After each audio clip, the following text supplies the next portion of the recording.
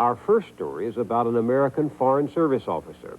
You hear very little about FSOs, as these diplomats are called, but even without recognition, they often do hard jobs with extraordinary courage. This man is still paying for his courage. He was in Argentina when that country's military rulers were brutally violating the rights of many of its citizens. His job was to tell the truth to Washington about what was going on. And that got him in trouble with the military junta. At least twice, he and his family were threatened by armed men. And it got him in trouble with his superiors at the American embassy. Democracy finally returned last year to Argentina. After 8 years of military rule, the people threw out the junta and elected a civilian president.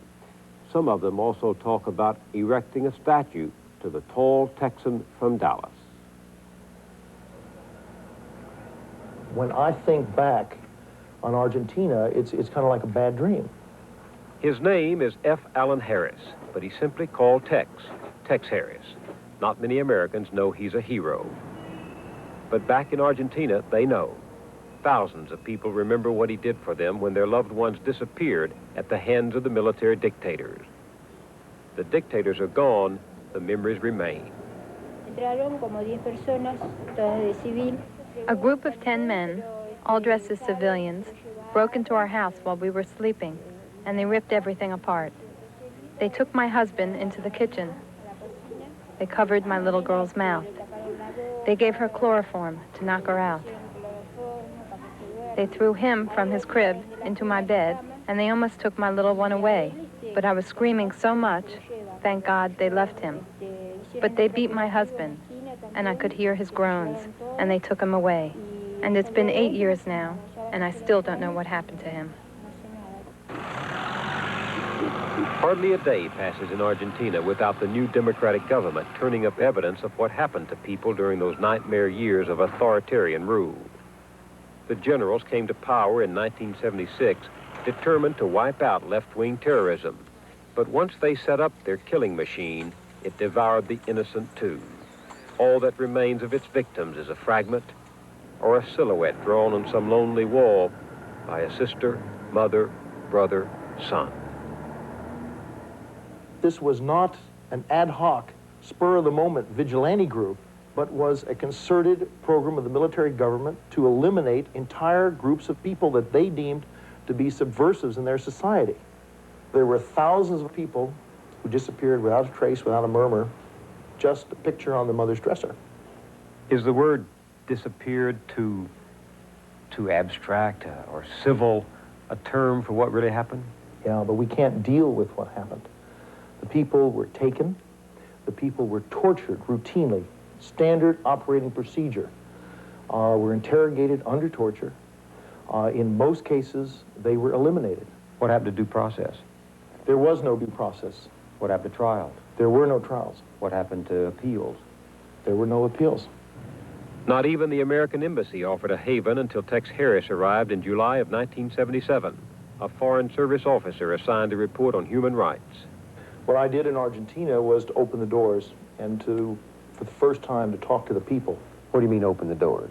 Before I was there, the embassy's policy was not to interview the victims of human rights in Argentina. When I got there and was given this responsibility, I decided that the only way that I and the United States government were going to understand what was really going on in Argentina was to talk to the people.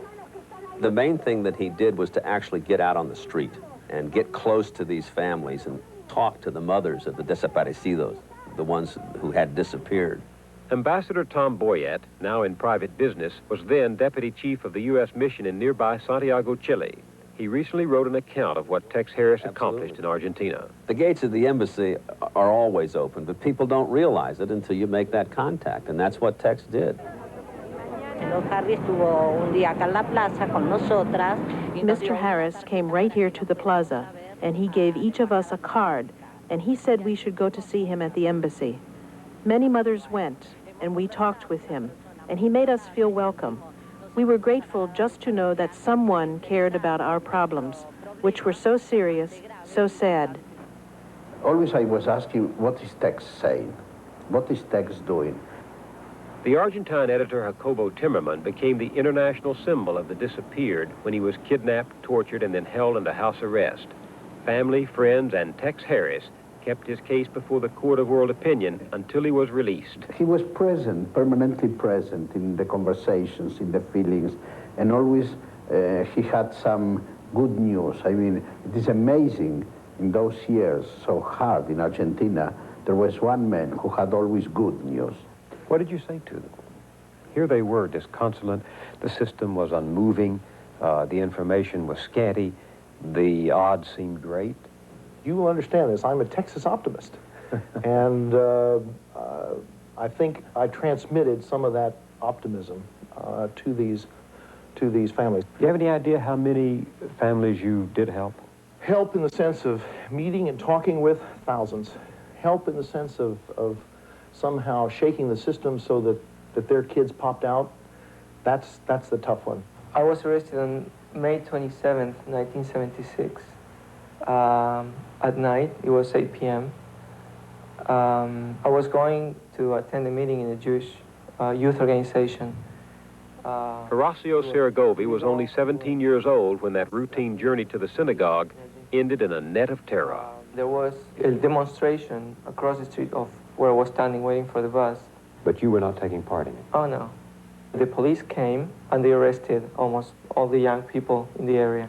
They started punching us individually, punching us and questioning us and hitting us with clubs. What sentence did they give you? I was sentenced to 6 years in prison by a military court. What went through your mind when you heard that sentence delivered? I laughed. I didn't laugh because it was funny, but I was in hysterics. It was just a flagrant abuse of a flagrant miscarriage of justice. It was a case where because he was in the wrong place at the wrong time, perhaps because he was a Jew, perhaps because of the difficulty that the military system had in admitting that it had made a mistake, that they refused to move on his case, refused to acknowledge what the facts were. What did you do? We pushed. We pushed. My mother would visit me for an hour a week when she was allowed to. And most of the time she would refer to Tex Harris and his help. And I would see her face shine. And she would be peaceful and feel secure when she would just mention his name. While Horacio was imprisoned in the Villa de Voto in Buenos Aires, Tex Harris helped his mother try to free him. They organized a petition drive and enlisted members of the U.S. Congress to protest to Argentine officials. In 1980, Horacio was released. I think the fact that he's here today is, I helped. But Mrs. Saragovi, with that kind of special love and special push and special, I don't know, vengeance that comes from having a son who's manifestly wronged, he's here because of her. Most of the disappeared were not so fortunate. The list of the missing is long. But by receiving and interviewing their families at the embassy, Tex Harris gathered facts that demonstrated to Washington the incredible scope of what was happening in Argentina. Once he got this information, once the people brought the information into the embassy to him, what did he do with it? He would collate it and synthesize it and send the appropriate reports back to Washington. Those reports had to go through a hierarchical embassy clearance process, first to the political counselor, then to the deputy chief of mission, and finally to the ambassador.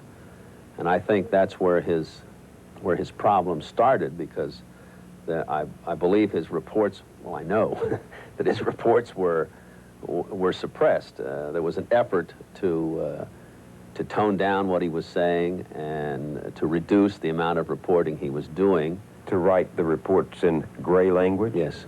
Not in black and white? Yes. And this came from the upper echelon of the embassy? Yes.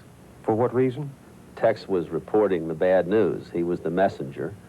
And all of the bad news that he was reporting to Washington encouraged the administration in Washington to send out instructions to the ambassador and to the embassy hierarchy, requiring them to take a tougher stand with the Argentine government. Well, to be fair to the embassy, they do have the job of carrying on normal economic, political, military relations with a government, so this would make the job of the ambassador and his senior staff more difficult, wouldn't Much it? more difficult, yes.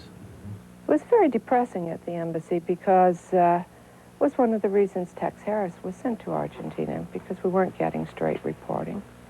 And, That reporting was crucial to Pat Darien. She was in charge of President Carter's human rights policy at the State Department. sometimes his information was distasteful To the American embassy personnel and his superiors in the bureaucratic sense, and they wouldn't let it out. Then I'd call and find out. Then I'd say, send me a note. When he was suppressed from the top on the regular reporting, then he began to send dissent channel messages. Did his superiors in Argentina know this? Yes, but could not stop it. Was it apparent to you that in taking this approach and implementing this policy, you might be in some way jeopardizing your career? Yeah. My wife Jeannie and I talked about that by vigorously collecting the information, by analyzing it, and by insisting that it be reported back to Washington, this would make waves and would be something that would be reflected in judgments about my performance. They tried to freeze him out. It's hard to freeze somebody like Tex Harris. Yeah. And then they finally took the only vengeance they could, and that is they started giving bad reports about him. And when the annual evaluation came, he got an untrue evaluation. How do you explain why Tex has not been promoted since he left Argentina? Because while he was there, a series of very negative, very critical efficiency reports were written on him. He was doing what the administration and the State Department in Washington wanted him to do. Yes, and more than that, he was doing what any professional Foreign Service officer who was loyal to his own career and his own profession would have to do in those circumstances. Which is? Report it as it is. Should a diplomat be an activist and an advocate, as Tex was in Argentina? If that's the policy of your government and those are your instructions, you bet. And don't think that our diplomats aren't advocates and passionate And Harris was passionate for doing his job, and his job was human